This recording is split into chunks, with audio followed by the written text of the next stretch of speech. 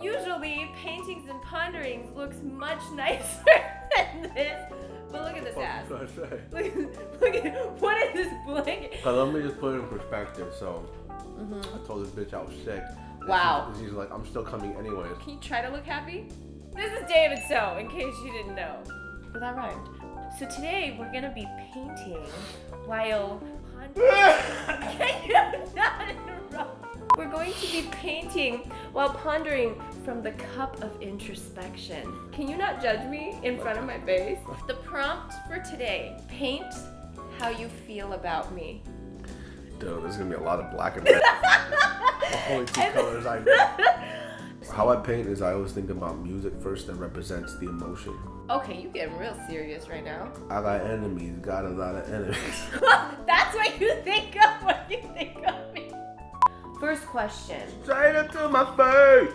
What would you do if you knew you were gonna die in 5 years? I got faith in it, don't fail up. Let's see. 5 years, I will definitely slap a lot of people that I want to slap. Ooh, don't you already kind of metaphorically do that? I will never. There's a lot of things I don't do on an emotional basis because it doesn't make sense as a human being who wants to have a longevity in your career and your life. But if I'm gonna die in 5 years, I just call a lot of people I want to call fucking dumb and stupid and slap the fucking shit out of them. Damn. And if they kick my ass, oh yeah, you're a tough guy. You're gonna kick somebody's ass who has cancer. You're gonna pull the cancer card? It's a win-win situation. I'm dying. Let me slap you. Damn, you're gonna take advantage of that. If I die in 5 years, I feel like I would just take off and travel for like 4 of those 5 years. And then eat a lot of food and tell everyone I love them all the time. Why are you just so fucking positive, dude? You are gonna die in 5 years. That means you are going to cease to exist. I will do all of the above I just mentioned, but I will also find something that leaves a positive impact. Probably environmentally, or education, or animal-wise. Bullshit. Wow! No, for real. Yeah, this is the type of shit that people say during like Hollywood interviews. Oh my god. You sound like you're going for like Miss Universe and you're like from fucking China and shit. China people can also be a part of Miss Universe. You know that, right? Yo. You pick a question. Oh, I get to pick a question?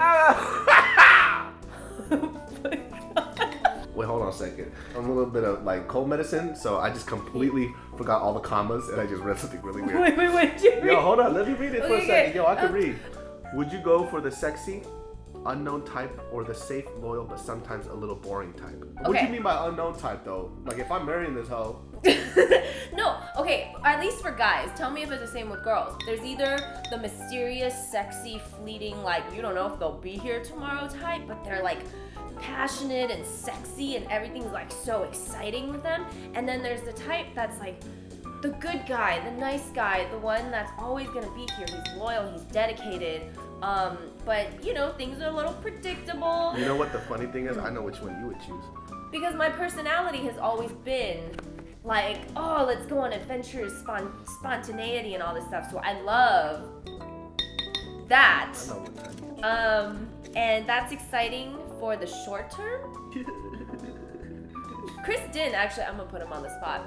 He said it the best. He was like, I want the sexy, spontaneous type earlier in life, and then the safer, more loyal one to marry. I'll tell you what you want though. What? Go ahead. This is Julie, Spread by the way. rumors. He's about to spread rumors. No, it's not rumors. Dem is facts.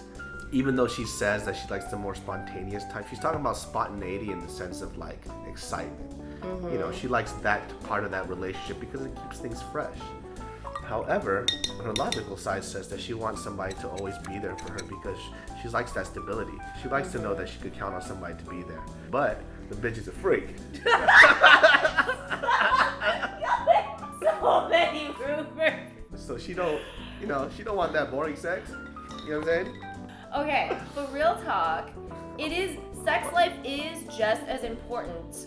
It's an equal element to a relationship as, you know, personality, compatibility, like future, everything. Sex is an important category of that. So you do want to find somebody that you have sexual chemistry with. She's gonna choose the spontaneity person. Because you don't know how to choose what's good for you. You only choose what's good for the moment. And that's why you get fucked up all the time. I'm all about the future. But you gotta live in the now. I do live in the now. I'm living in the now with the girl that I live with the future. Oh. Have you ever been deceived by a girl? Oh yeah. Really? All girls deceive men. What? No? You guys always say the same shit. I'm not like those other girls. You guys are all the same. Oh my god, we're not the same. Guys too. Guys say they're not like the other guy. Yeah, you are. Or the girl or the guy that says, oh, I'm a really mature for my age. No, you ain't. You're just trying to get some old dick. This is why I don't do shit when I'm drunk or I'm on drugs. This is great. I should get David drunk on cough medicine all the time. Then he gets super real. I know. The joy and the enjoyment of the moment right now most of the time outweighs the shit battle that's about to come for the future. But I don't think I could change. I think that's just how I am, which is I'm just gonna be miserable for the rest of my life. Is that what I'm saying? I've been telling you that. He is drunk. What do you fear most? Ooh. Dying alone. That's yours. No. This is how you feel about me? Yo, don't judge my art. What the fuck? No, I'm just okay, we'll analyze this in a bit. Hey, I'm gonna let this dry a little bit. You are such an artist. Okay, so the fears that I'm trying to get over is my need for approval, need to be liked, and need to cater to everyone else's feelings, which backfires and is exhausting and ends up hurting everybody. Every fear stems from a fear of death, but what I realized recently... You have a lot of fears. Oh my gosh, so many fears. I thought you said one fear. Why are you naming like 14 and shit? Because I have so many. But you got hella issues. You probably got a lot of things, already. Holy shit, I didn't know about none of this. I've been friends with him for years. Yeah, you got issues, son. No, these are like real fears. And then I think, yeah, everything stems from fear of death. But what's the show called? Paintings and Ponderings. We're pondering about life while we're painting. We should change the show to Julie's fucked up. Okay, shut up. You go. Right? What do you fear? Right in there. I don't have... Shut up. Bitch, can I finish? What the fuck? I thought you was gonna say, I don't have fears. I have irrational fears, like I'm scared of heights. Okay, that's normal. Yeah, you know what I'm saying? I'm like deathly scared of heights. I get vertigo and shit. Oh, really? Yeah. I didn't know that. I love heights. We should go skydiving. I will never fucking go skydiving ever whatsoever. Don't you so fucking fun. dare. It is so fun. I'm also scared of being perfect. I'm fucking. Look at me. Look at me. Look at you. Oh, terrible. Ew. There you go, little Red Riding Hood. Yeah, I mean, I don't know. I gotta think about that. I'm pretty sure I do have a lot of fears, but I'm a type of Do you person. not think about your fears? That's okay. That's the difference. I'm not saying I don't have it. I have a lot of fears. I just don't know. I can't think of it on the spot right now. But when they come up, they do come up. But I think you don't let them hold you back, and that's why I'm about to give you a compliment. That's why you're successful, and you got all this amazing. But he just got a film in Sundance, everybody. In case you didn't know, go watch Gook. So like, I think you have fears, but you don't even take the time to like soak into the fears and like think about it and all this stuff, because you don't have to. You just kind of move forward. Nobody got time for that. Man, how can you be not neurotic? You just gotta fail a lot. What? I mean, what do you fail at? I haven't seen you fail at anything. I don't know. Time. I was supposed to be having a 6-pack, and I still haven't had it. I've been on Funny Fat Fit for 2 years. I got fatter. You're talking about failure. Shit. Every time I try to work out, like something like physically something happens to me. I got a slip disc on my vertebrae. And then I got in a car accident again that had a 3mm fucking slip disc again. I fractured my ankle. Every time I try to lose weight. Your knees? Didn't you fuck up your knees? Oh yeah, that was back in the day. Every time I try to lose weight, some shit always happens to me. The universe does not want you to be skinny. The universe don't want me to be any more attractive than I am. They try to say, you know what? You can't be funny and cute. It's not gonna happen. They fucking me up. I'm trying to lose some goddamn weight, but universe like, no, motherfucker. What the fuck did I just think? This is how I feel about you. Looks like an amazing. It's a lot of hearts. Well, there were two because you said something nice Like I've told you, it's not gonna happen. Guys, I'm being friend zoned left and right. Clearly that's the pattern of what's going on. How about we talk about you in this cheap ass paint set? You ain't got no fucking brown and shit. Don't be cutting that. You gonna cut it off right now? What is the meanest thing someone has ever said to you and why? Oh man, dude, you got a lot. Oh, that's a terrible question to ask her right now. Because the meanest thing that's ever been said to her has been from me multiple times. Let me think verbatim what you said to me. You gotta put it in context though. No. It was all out of like Korean father love. Funny. I think I actually left one of my hangouts with David on the verge of tears. You can't fucking finger paint with a paintbrush.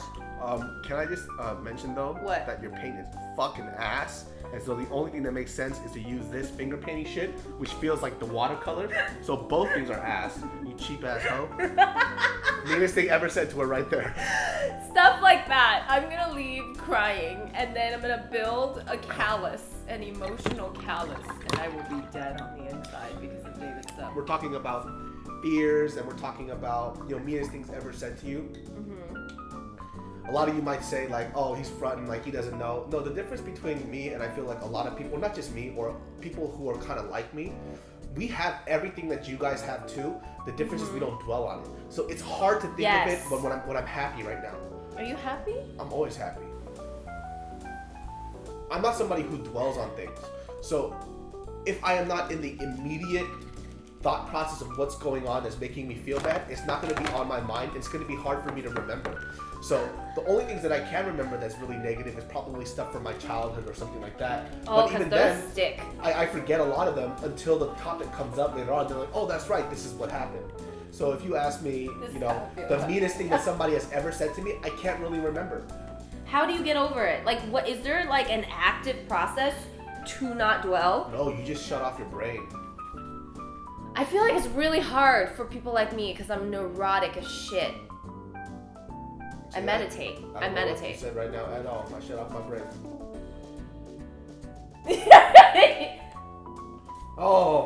Biggest fear, getting tickled to death. See, just getting tickled to death. So people say like, oh, Julie, you're so happy, you're so zen and all this stuff. I'm like, farce. I'm like, yes. So, because of all my fears and insecurities and neuroses, I have to consciously work at being happy and zen all the time to be that.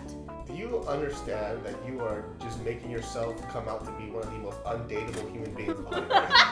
This is the type of woman that no guy ever wants to date. First of all, bitch, ain't nobody want to date a girl that uses the word neuroses. Like, that's already like a fucking dick blocker. Meanest thing ever said to her just got on the list right now. I can't even pick what the meanest thing you said to me is. You go on a Tinder date and a girl comes up to me, she goes, let me tell you about my neuroses. No, I'm honest, okay? I'm completely honest. You overly think what way you too see much. is what way you get. Too much. Look what you've done! See, you ain't even trying to draw something nice. What were we supposed to draw? How we feel about each other. Oh, okay, now the drawing makes a lot more sense. Explain to me your painting and the emotions that are going on through it. Because I want to know what's up inside that fucking peanut brain of yours. It didn't start this way, but he got me there. This is actually a very accurate depiction of how I feel about David So. But what is it though? It is a fucking tornado of color, hate, love. It don't even look like nothing. It just look like you just put a paintbrush and you start swirling it around. I actually put effort into mine. An abstract representation of what David So does to me. Here's my painting. Okay, yeah. How do you feel about me, David? So that is a fucking mermaid on a potato. So and it says, "Oh slut." Okay, so do you know what this is?